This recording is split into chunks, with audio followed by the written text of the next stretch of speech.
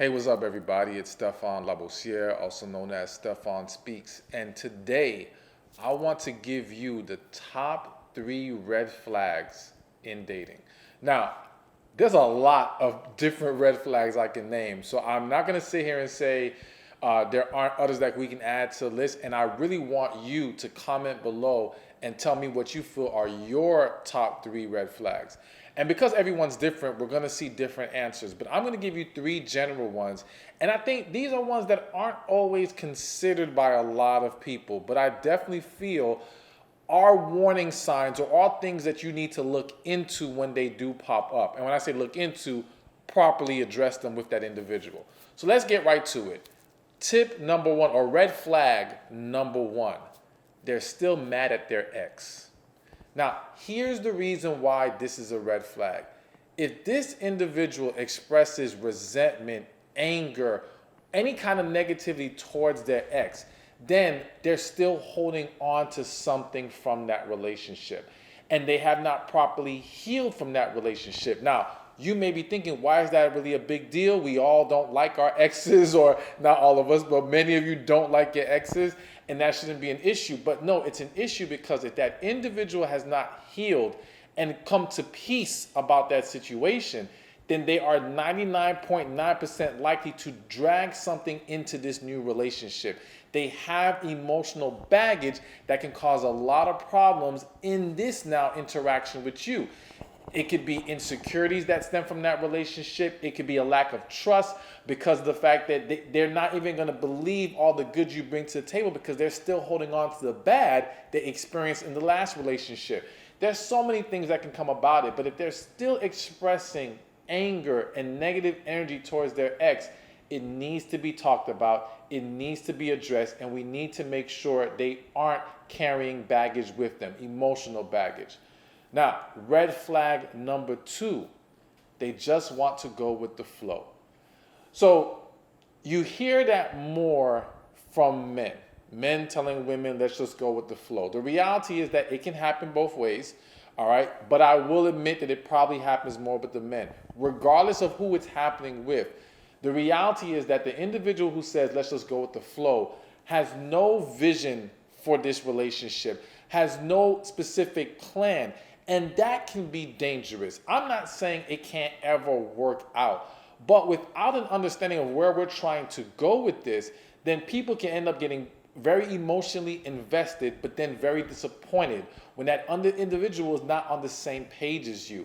I believe that if we're going to have a successful relationship, whatever that be, whether that be to be friends, romantically, whatever, we need to have a shared goal in mind or a shared vision. So if it's like, hey, we're getting to know each other for the sake of building towards a relationship, or hey, neither of us are ready right now, let's be friends and we're cool with being friends. Whatever it is, we got to be on the same page, but we have to know where we're trying to go with this. So when that individual cannot express that, I do believe that is a red flag, and you got to take a step back. Because can you feel okay and comfortable with proceeding with someone who's very vague in their intentions with you?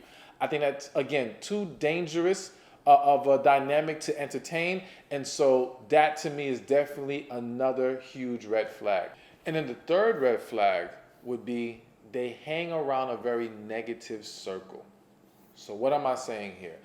What I'm saying is that if you take a deeper look into their lives, and the reality is that this is one that you may not learn on that first date, and you're going to have to go deeper to really see this. But once you see it or you become aware of it in any kind of way, it needs to be addressed.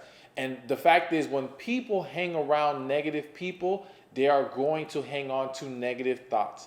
They're going to be fed a lot of negative energy. They're going to be fed a lot of unhealthy behavior. They're going to become a product of their environment to a certain extent. Now, I'm not saying 100% people who are constantly exposed to negativity aren't able to rise above that. But you've got to take a look or a deeper look at it and have a deeper discussion about this. Do they subscribe to the perceptions and beliefs of the people they hang around, whether it be their family members, their friends, so on and so forth? It's almost like if you're trying to have a serious relationship, and let's just use men for example, as in it's a woman dating a man, and the men hangs around nothing but single dudes who love to run the streets and wreak havoc, all right?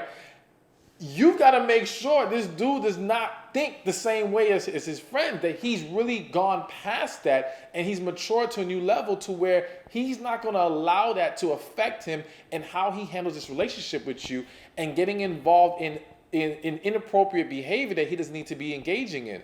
Same thing if you're a man dating a woman. If she's around nothing but negative, let's say, even if they're not single friends, let's say just negative friends, whether they're in relationships or not, then you have a situation where these friends can feed her a lot of doubt, a lot of insecurity, make her question things about you that doesn't need to be questioned, but is simply coming from their negativity and their bad experiences and their lack of healing. And these things can cause a lot of problems. So again, look at the circle they're engaging with. Look at the people that they expose themselves to on a regular, consistent basis, and make sure they're not taking on and absorbing and mimicking a lot of that negative behavior and negative energy, because that will definitely or can definitely destroy your relationship. So again, like I said earlier, there's a lot of different red flags I can give you. I want you to tell me in the comments below, what are your top 3 red flags, or what may be your top red flag if you don't want to name all 3.